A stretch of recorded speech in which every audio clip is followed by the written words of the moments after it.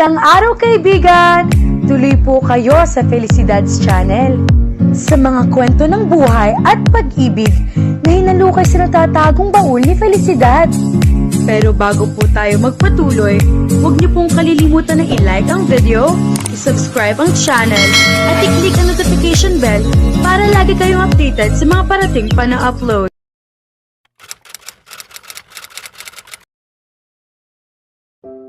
Ryan, utusan mo ang account manager na dalhin dito ang account statement para sa proyekto. Kailangan ko iyon kaagad, sabi ni Kelly habang nakatutok sa screen ng laptop, inaayos ang huling detalye ng proyekto. Yes, Mr. Aboitiz, sagot niya bago lumabas ng opisina ko. Sobrang sikip ng schedule ko nitong mga araw na ito. Ang proyekto para kay Mr. Darwin ay napakahalaga at kailangan ng agarang resulta. Kaya halos hindi na kami natutulog sa trabaho para lamang mapasaya ang matandang iyon. Hindi siya madaling kausap, mahirap nang makuha ang lagda niya sa kontrata, mas lalo pang mahirap panatilihin ang kumpiyansa niya. May kumatok sa pinto.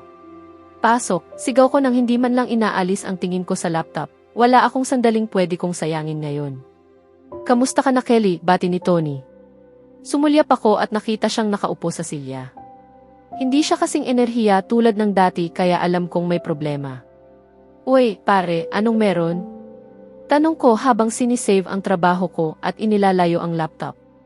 Kailangan mong makita ito, sabi niya sabay abot ng ilang dokumento sa kamay ko. Hindi ko napansing may dala pala siyang mga papel. Binasa ko ang mga dokumento at nakita kong tungkol ito kay Mr. Robert, isang pangalang pamilyar. May kakaiba talaga sa taong iyon kaya ipinahanap ko kay Tony ang lahat ng impormasyon tungkol sa kanya. Ayon sa kwento nila isa lamang daw itong mahirap na matandang kapitbahay na walang pamilyang nag-aalaga. Malapit na malapit sa kanila at itinuring pa nilang parang ama. Kaya naman nagulat ako sa mga natuklasan ko. Ituloy mo ang pag-imbestiga tungkol sa kanya at ipaalam mo agad sa akin ang lahat ng makakalap mo, sabi ko habang isinasara ang folder at inilalagay ito sa drawer. Ang hindi ko maintindihan ay kung paano nasasangkot dito ang tatay ko, bulong ko. Kakaiba ang ikinikilos ng ama ko mula nang pakasalan ko sila. Hindi ko pa rin alam, pare. Hahanapin ko pa at agad kitang bibigyan ng update kapag may nakuha akong panibagong impormasyon, pangako niya. Nagpatuloy pa kami sa pag-uusap tungkol sa ilang usaping pangnegosyo. Si Tony ang tinuturing kong kanang kamay pagdating sa trabaho. Siya ang gumagawa ng kumpletong background check sa lahat ng magiging business partner at empleyado ko. Dahil dito, walang sinumang makakapanloko sa akin sa negosyo. Kapalit naman ito, tinutulungan ko siya sa sarili niyang negosyo. Perpekto ang samahan namin, kilala na namin ang isa't isa mula pa noong kindergarten.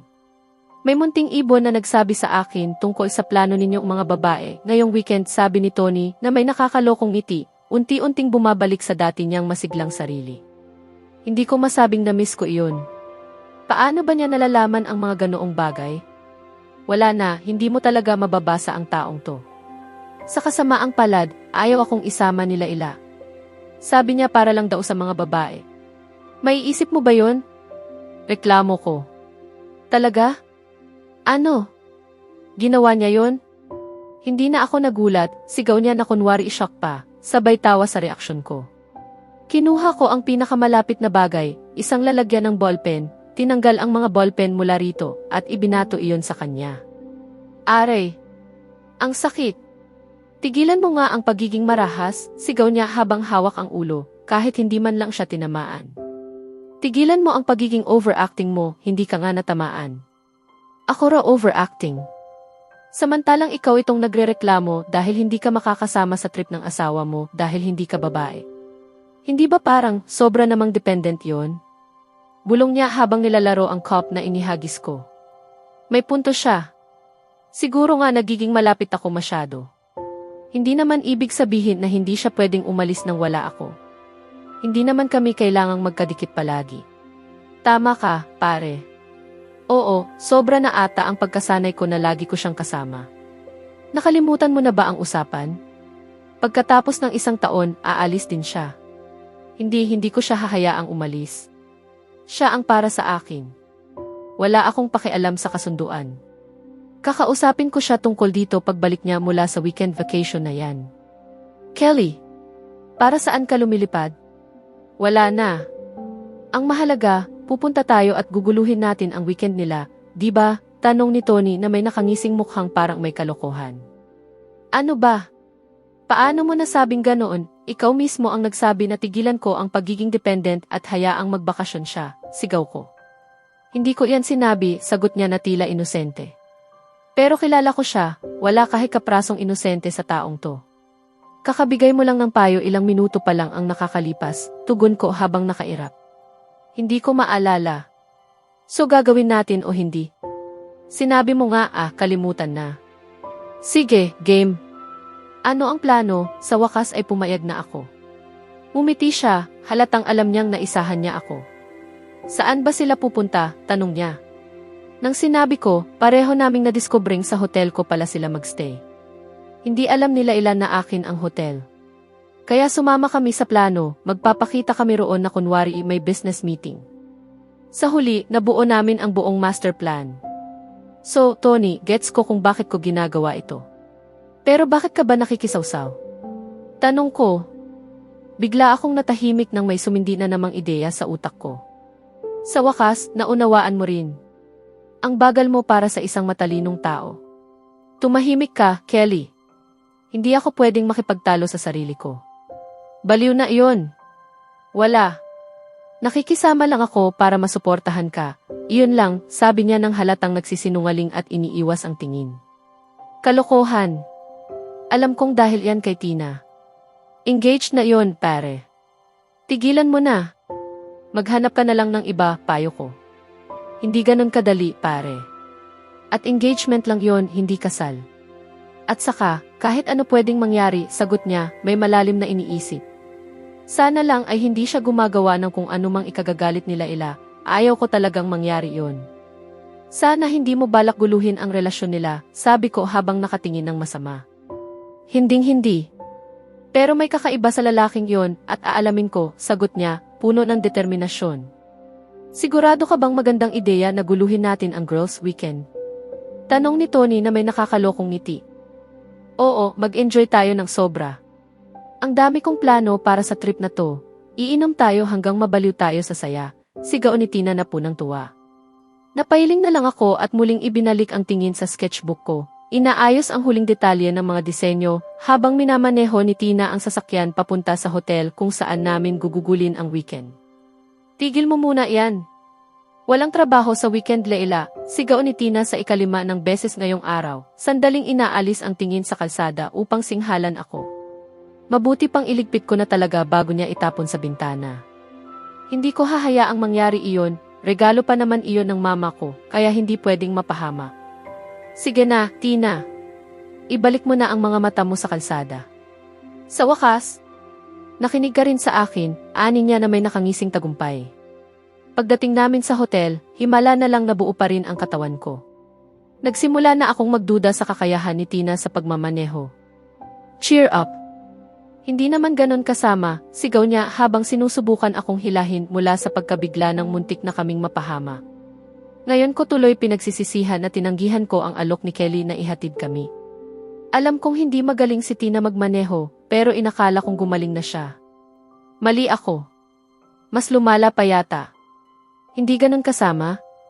Halos nakapamataan ka na kanina, sigaw ko sa tenga niya. Baka sakaling maalala niya ang delikadong pagmamaneho niya. Ano ka ba, ayos lang si Manong. Hindi niya siguro nakita ang nangyari. Wala kang dapat ikabahala. Humingi na naman ako ng paumanhin sagot niya habang inilalabas ang mga bagahe mula sa kotse. Humingi ng paumanhin? Hindi ka nga huminto. Sumigaw ka lang ng sorry habang tuloy-tuloy sa pagmamaneho. Alam mo, hay naku, kalimutan na lang natin. Hindi ka naman nakikinig sa akin. Bulalas ko. Hindi ko na kaya ang babaeng ito minsan. Relax, wala namang nangyari sa kanya.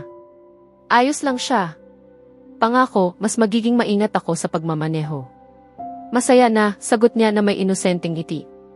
Lumapit ang valet upang tulungan kami sa mga bagay. Hindi ko alam kung bakit kailangan pa ng tulong. 2 araw lang naman kaming mananatili rito at kaunti lang ang dinala ko. Naglakad kami papunta sa front desk upang kunin ang susi ng aming kwarto. Nagpabook ako ng royal suite na may 2 kama. Iniwan namin sa valet ang mga bagahe. Wow, ang ganda ng lugar. Ngayon ko lalo na unawaan kung bakit ito pinag-uusapan sa buong lungsod. Masaya akong kaya kong regaluhan ang sarili ko ng weekend sa isang 5-star hotel. Karapat-dapat sa pangalang Royal, ang disenyo at arkitektura ay umaalingaw ng karangyaan. Hello, maligayang pagdating sa Royal Diamond Hotel. Paano ko po kayo matutulungan, miss? Bati ng receptionist, sinulyapan kami bago muling tumingin sa computer. Mukhang mabait naman siya.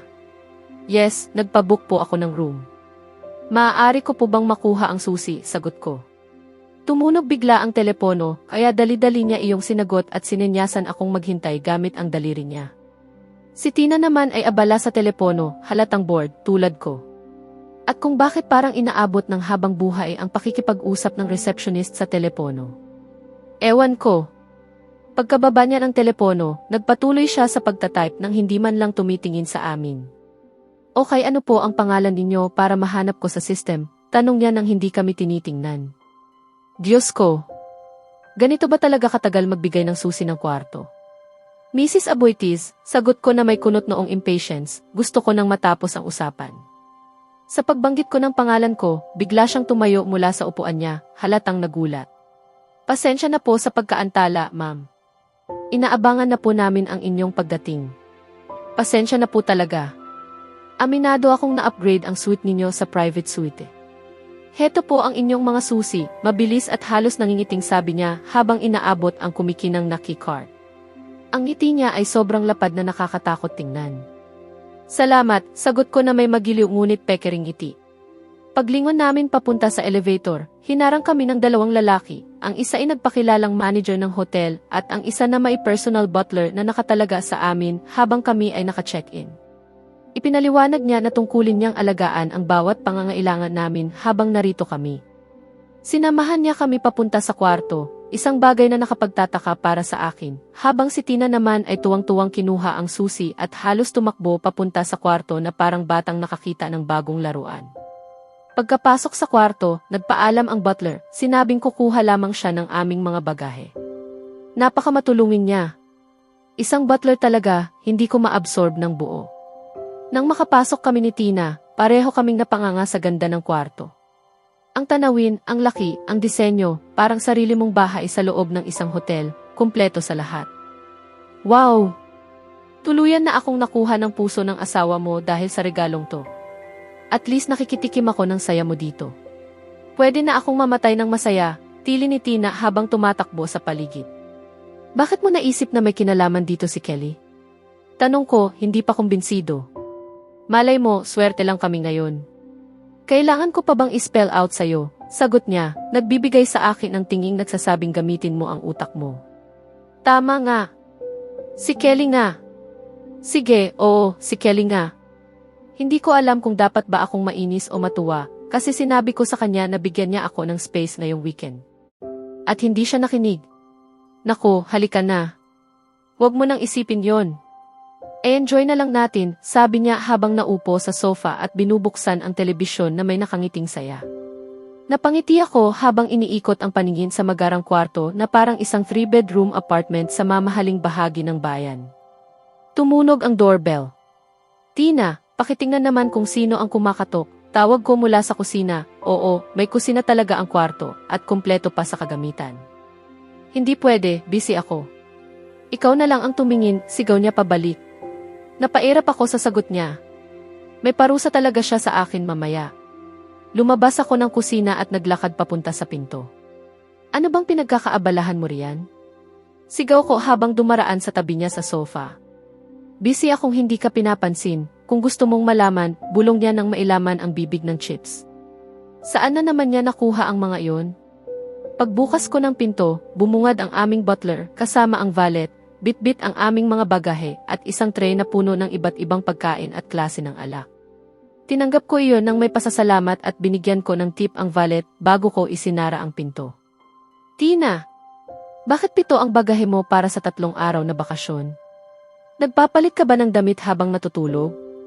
Sigaw ko, hindi makapaniwala. Sa susunod na kabanata, unti-unting mabubunyag na hindi aksidente ang marangyang pagtrato ay laila sa hotel at mailihim na plano sina Kelly at Tony sa likod ng Girls' Weekend. Habang nag-enjoy ang bakasyon, isang biglaang pagtatagpo ang yayanig sa tiwala nila at magdadala ng tensyon sa kanilang relasyon.